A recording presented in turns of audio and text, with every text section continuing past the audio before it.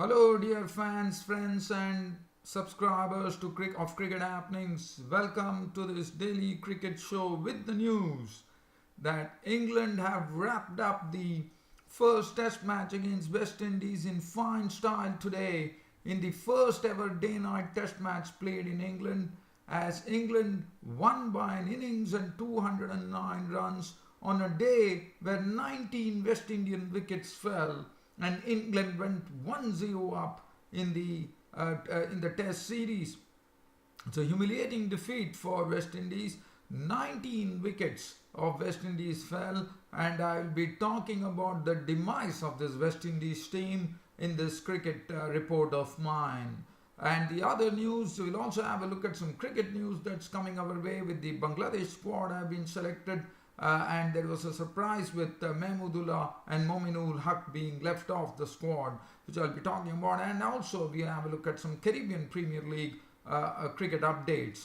But let's rush on to the first Test match. So West Indies, as you remember yesterday, were 44 for 1. And in the first innings, they were bowled out for 168. So let's start the story of the day. So it was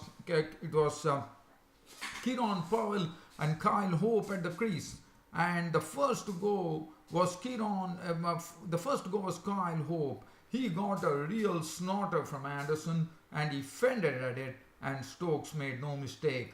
So Hope was gone for 25 with 4 boundaries. The next to go was Kieron Powell. Kieron Powell was a victim of a very good run out from Anderson. Anderson picked it and threw it in one swift motion, and Kieron Powell was walking back to the pavilion for 20 with 2 boundaries.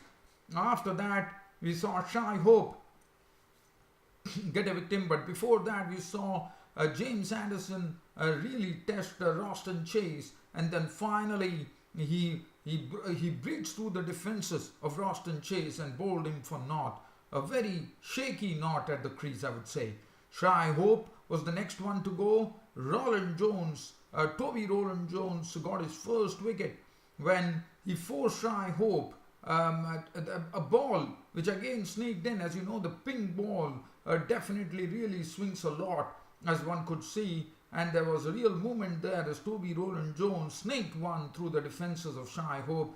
He also incised onto his stumps for 15 with 3 boundaries, but Jermaine Blackwood was the only solitary figure who really gutted it out. In fact, he went on a counter-punching streak as he started playing anything which was pitched up to him was really hit with tremendous timing, and he was very strong on the offside, and he was stroking the ball to a nicety, and he was the only one who was really fighting it out at the centre.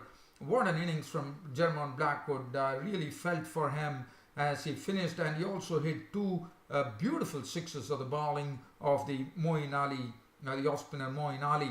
And Blackwood finished on an unbeaten 79. He stood amongst the ruins, unbeaten on 79 with 9 fours and 2 sixes. And as I said, it was a counter-punching effort from him, and it was a treat to watch Jermaine Blackwood as to what an attractive stroke maker he is. He is not the one to really come there and, just sit there and watch it.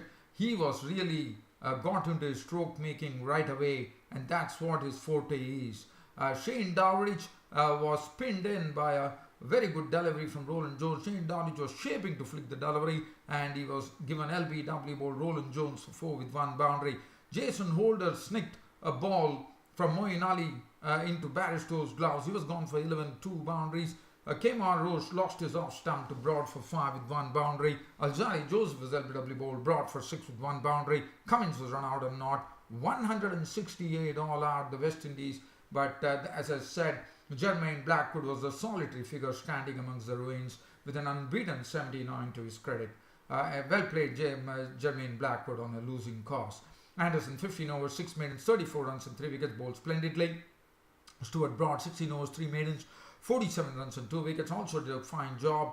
Roland Jones 6 overs, 231, Ben Stokes 7 overs for 40, and Moeen Ali 3 overs for 15. And there came the call. Joe Root had no hesitation in telling the West Indies to bat again. Following on, the West Indies once again in fact fared much miserably than even the first innings, as they were rolled out for 137. As I said, 9 wickets falling in the first innings, 10 wickets falling in the second innings, which led to the England having a cakewalk win in the first Test match. And over here in the second innings, the first wicket to go was Kieran Powell. Anderson getting him caught by Alistair Cook for 10 with 2 boundaries. After that, Kyle Hope was a victim of the bowling of Toby Rowland-Jones, as he had him LBW for 12 with 2 boundaries. And then Stokes bowled a very good delivery to Shy Hope, which he nicked into the hands of Root in the closing quarter. He was gone for 4.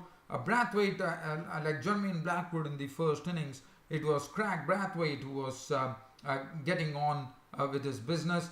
He did his bit. He was the highest scorer in the second innings for the West Indies with 40 runs with 7 boundaries before Ali actually trapped him LBW.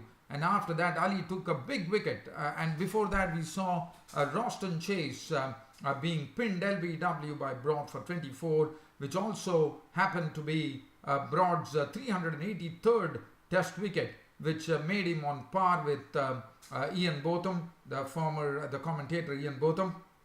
And then he went on to break that record, and Shane Dowich was clean bowled by Broad for 5, which made Broad the second highest wicket taker in England after James Anderson. Blackwood in the second innings could not survive much. He really tried to have a heave at Moeen Ali, and he was stumped by Barrister for 12 with 2 boundaries. After Jason Holder was caught, Cook bowled Broad for naught. Kemar Roche was bowled by Anderson for 12 with 2 boundaries. Joseph lost his wicket to Roland Jones, and that was the end of the show as far as the day-night Test match was concerned. Cummins was not out of naught, 137 all out, thus England registering an innings and 209 runs victory in the first Test match and going 1-zip. Anderson, 7 overs, 2 minutes, 2 for 12 on the money. Broad, as I said, went on to that record, the second highest wicket taker in England, 10 overs, 4 maidens, 34 runs and 3 wickets, bowled splendidly. Roland Jones, 6.4 overs, 3 minutes, 18 runs and 2 wickets. Ben Stokes, 9 overs, 4 minutes, 9 runs and 1 wicket. And Moeen Ali, 13 overs, 2 minutes, 2 for 54, buying his wickets there. And as I said, West Indies have to really examine as to what went wrong. Other than Jermaine Blackwood, one can't see any positives coming out of it. It's all going to the drawing board, according to me, for the West Indies in the next Test match, because they definitely need to see what exactly they can do, because this England bowling attack is proving to be very, very strong for the West Indies. And I can say one thing, that West Indies were the ones who had the experience of playing day-night Test matches. As I said, this was the first ever day-night Test match staged in England. England were having the first taste of it, and I thought England did remarkably well to actually play their first Test match, first day-night Test, and pick up a wonderful win by an innings and 209 runs. But one thing that I can say very safely, I think this day-night Test match, after looking at this day-night Test match as to how it panned out, and looking at how the pink ball is really big, really moving a lot, I would say, and especially in English conditions, I think a day-night Test match with a pink ball, I would definitely say that England will always be the favourites, because there is tremendous swing available with the pink ball. That's what one discerned. And Alistair Cook was rightly named man of the match. So congratulations to England on winning their the first day-night Test match that they ever played, and this will give them a lot of confidence with any other day-night Test matches coming up against any opposition. Well, now let's get on to some cricket news. As far as cricket news is concerned, you know, Australia will be touring Bangladesh, and Bangladesh have announced their squad. But what is very surprising is that Mahmudullah, one probably does not know whether that was the right decision, but the Bangladeshi selectors have decided to leave Mahmudullah out of the squad, and I thought for his experience, I would have still preferred Mahmudullah in the squad, just because of his experience that he has. And also Mominul Haq, who actually reeled off I think 5 to 6 consecutive 50s in the last year, I suppose. and to leave him, that was something of a real surprise for me, as he was also left out of the squad, which came as a real surprise. The squad for the first test that has been named to play against Australia: Mushfiqur Rahim will captain the team, Tamim Iqbal, Imrul Kais, Liton Das, Soumya Sarkar, Shakib Al Hassan, Sabir Rahman, Mustafizur Rahman, Taijul Islam, Mehdi Hassan the off-spinner, Taskin Ahmed, Mosaddeq Hussain, Nasir Hussain makes a comeback into the Bangladesh team, and that's good to know. Shafiul Islam also makes his comeback.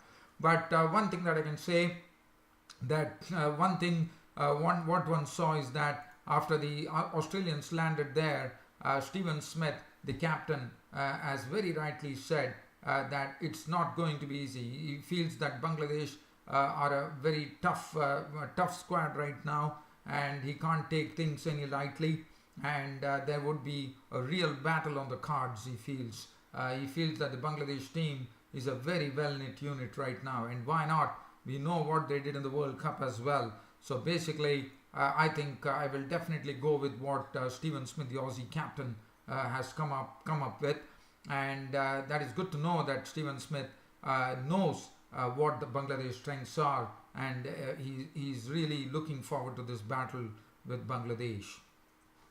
And he says, and also he feels that Bangladesh in their own territory are really very, very tough to beat, and so that really says this Bangladeshi squad is a really, really strong unit.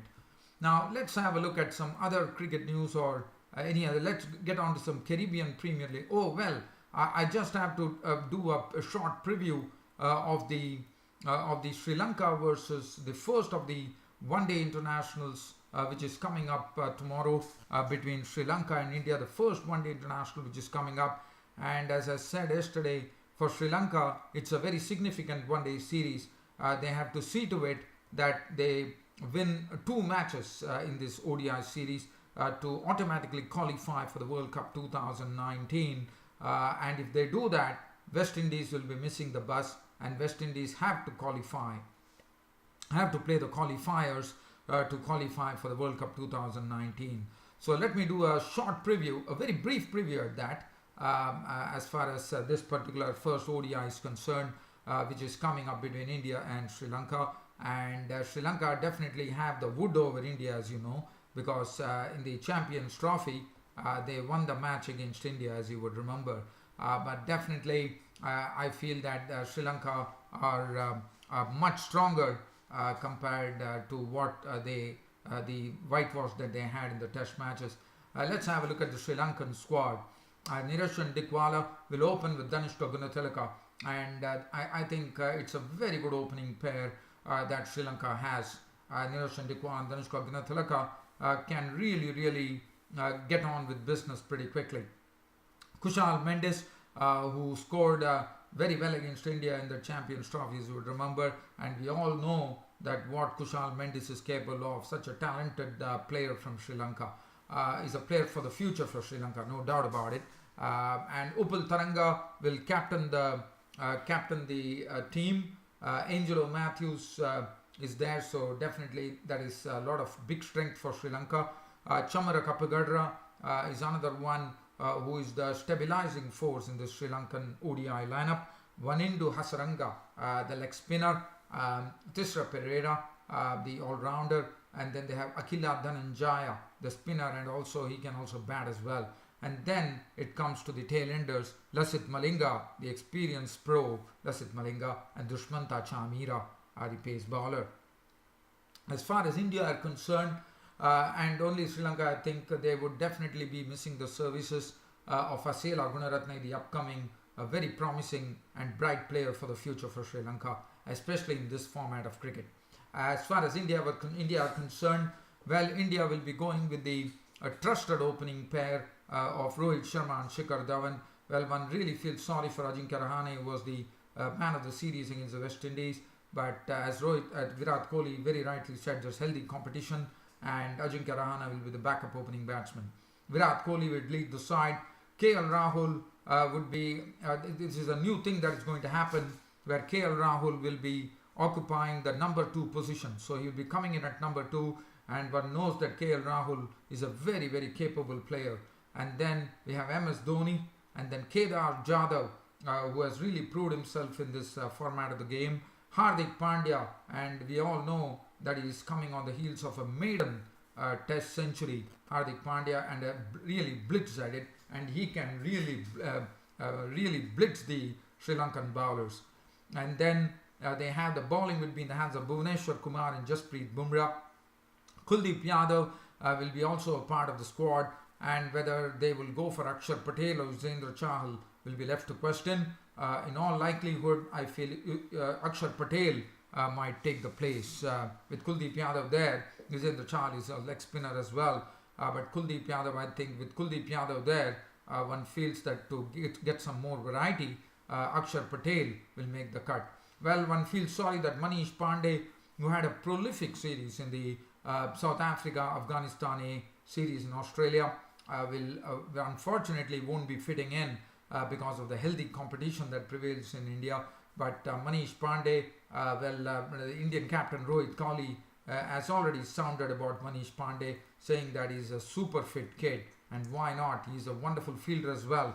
And Dambulla surface in the past year, they say that it could be a good batting pitch, and the temperature is nice and bright. The sun is going to shine brightly, and we can expect some real batting fireworks at the Dambulla cricket ground.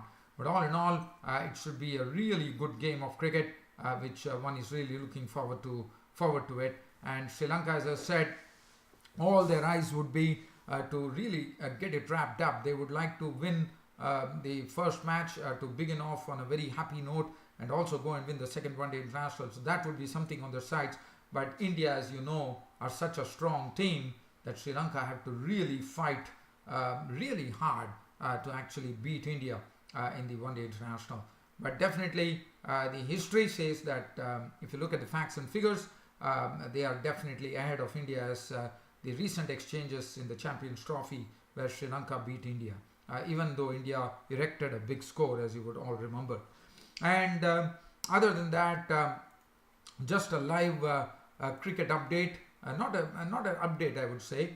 This match is already over. This was a match which was played between Guyana Amazon Warriors and Trinbago Knight Riders, and Trinbago Knight Riders were the victors, and it was all due to the Trinbago Knight Riders bowler, none other than the mesmerizer Sunil Narine, who bowled absolutely economically. He picked up I think 2 or 3 wickets for 11 runs, which was very well done by Sunil Narine. He bowled in a very miserly fashion, and that helped the Trinbago Knight Riders chase the 130 for 5, which was set up by Guyana Amazon Warriors, and win the match. And Brendan McCullum for Trinbago Knight Riders played a good hand, a smashing innings from him. But one man who really kept him quiet and posed a lot of trouble for him was none other than the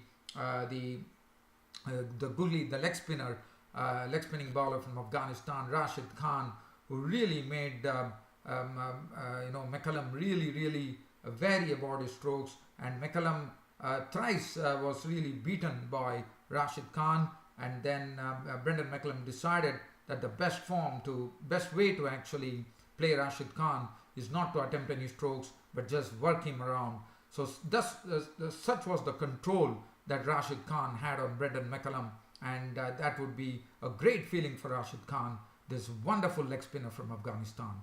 The Guyana Amazon Warriors losing the match against Trinbago Knight Riders, and Trinbago Knight Riders are really leading a real wave here in the CPL. They have been winning a lot of matches, as you would remember.